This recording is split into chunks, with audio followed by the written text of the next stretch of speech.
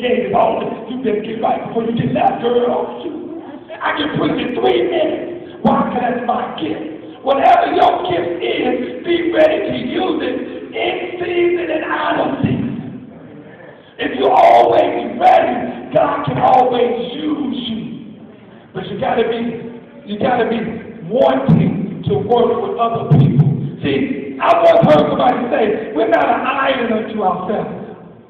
There's no way in the world I could have done what Irish and Jackie did yesterday. I would have been putting all my little hair out. And the rest of that. I would have been calling Barbara. I would have been calling Mia. I would have been calling Priscilla. I would have been calling Cheryl. I would have been calling everybody with those gifts of hospitality. Help! And the first thing they would have said, Pastor, you should have called me in the first place. Should have called me in the first place. See, you stay within your gifting.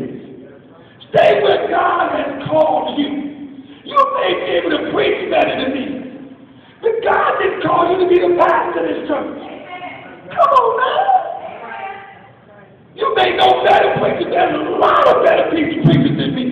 But God put you in that seat. God told you to come here to work with me. I'm not always right, despite what Ronald said. I don't want to do everything. I don't want to run the sound system and lead the choir at the same time. But if I see flesh, I'm going to take the mic.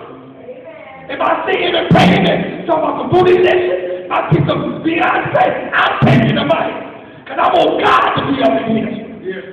Yeah. Amen? If you hit the wrong button, like I do sometimes, I said, well, let me get over there and try to do that. I'm not a sound man. I'm not a worship leader. I'm a preacher. So I need somebody to work with me. I asked my wife should be doing that right now.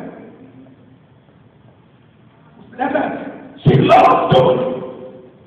She actually begged me, baby, let me do it. Baby, let me do it, because I made 3 mistakes already.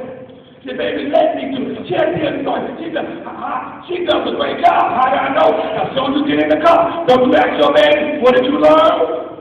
Don't y'all know I'm a dad? Don't you ask your daughter what y'all talking about today? All y'all do is eat snacks. You ain't go back to that church. Don't you ask your daughter what y'all talking about today? Well, I know, because I'm a parent. I ask. What you all learn? She loves doing it, but somebody else should be doing it.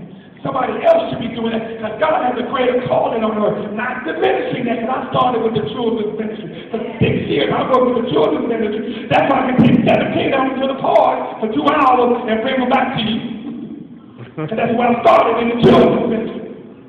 But if we all would do what God has called us to do and gifted us to do, we will grow not only numerically, but more so spiritually.